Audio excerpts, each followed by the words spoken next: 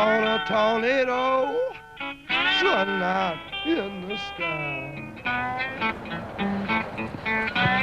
While we around all day with the moon sticking in my eye. Hey, hey, hey, all you young girls, wherever you're at. I got a brand new Cadillac, got a Ferrari too.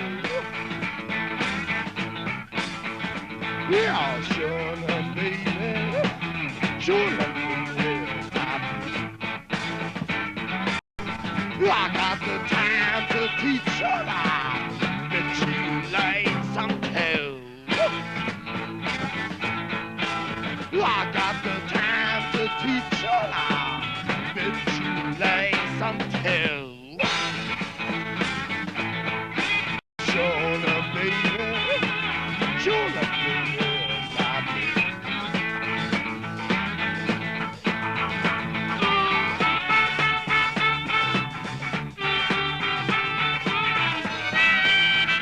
Captain Beefheart is a man who was driven in pursuit of his musical vision to the borderline between imbalance and genius, particularly in his challenging and bizarre masterpiece, Trout.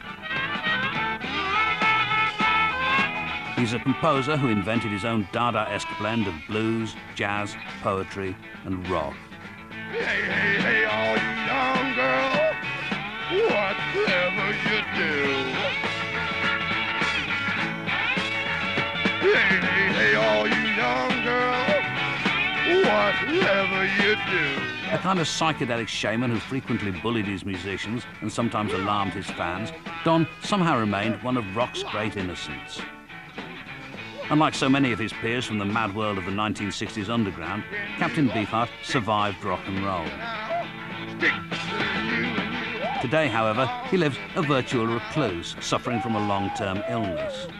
Van Vliet has not been seen in public for several years and spends his time painting in his Northern Californian home.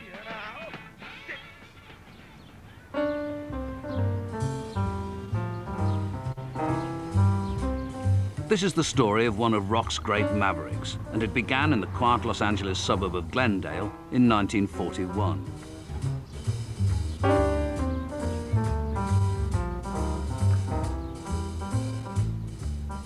As an only child whose grandparents lived next door, Don was always the center of attention, and his artistic talents were indulged.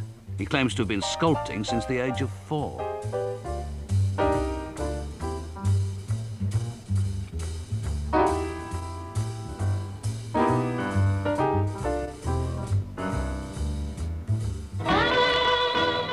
At the age of 13, he was offered an art scholarship to Europe, but instead his parents decided to move to the desert town of Mojave, a place that was to have an indelible effect on his imagination.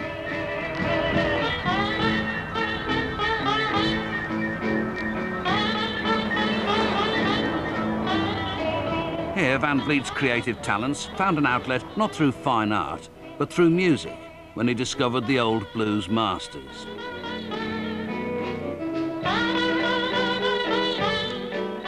He had dropped out of school by that time and spent most of his time staying at home. His girlfriend lived in the house, and his grandmother lived in the house, and his aunt and his uncle lived across the street. And his father had had a heart attack. His father drove a Helms bread truck, and part of the time Don was helping out by taking over the bread truck route and driving up to Mojave, and the rest of the time he would just sit at home and listen to rhythm and blues records and scream at his mother to get him a Pepsi. So I used to hang out over there after school. We'd eat the stale stuff that was left over from the bread truck, usually pineapple buns, and listen to R&B records till 3 o'clock in the morning.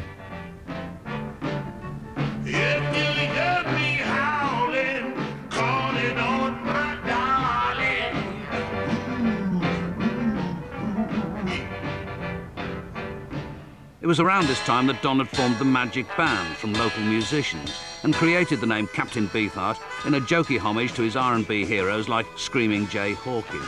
Oh, somebody walking, babe. Oh, somebody walking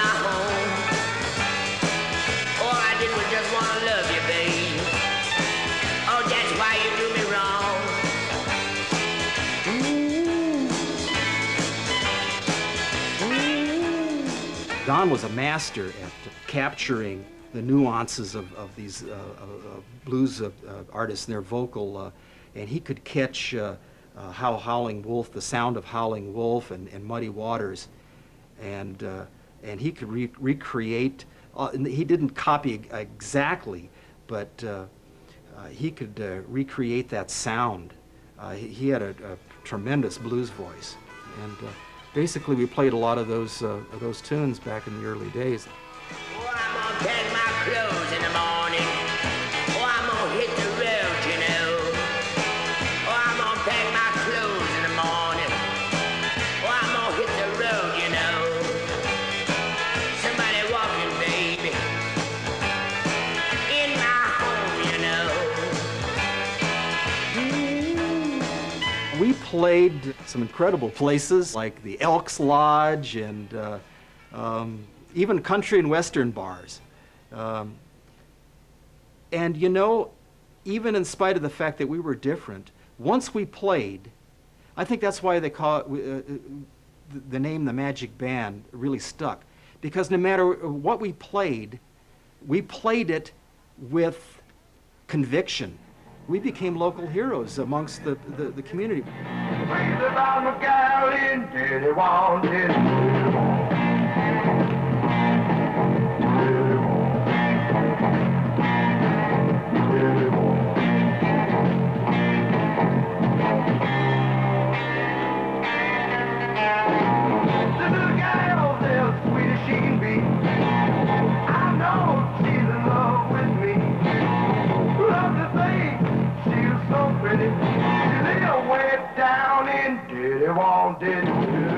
The growing teenage music market had record company scouts looking for an American blues band to compete with British bands like the Rolling Stones and the Animals.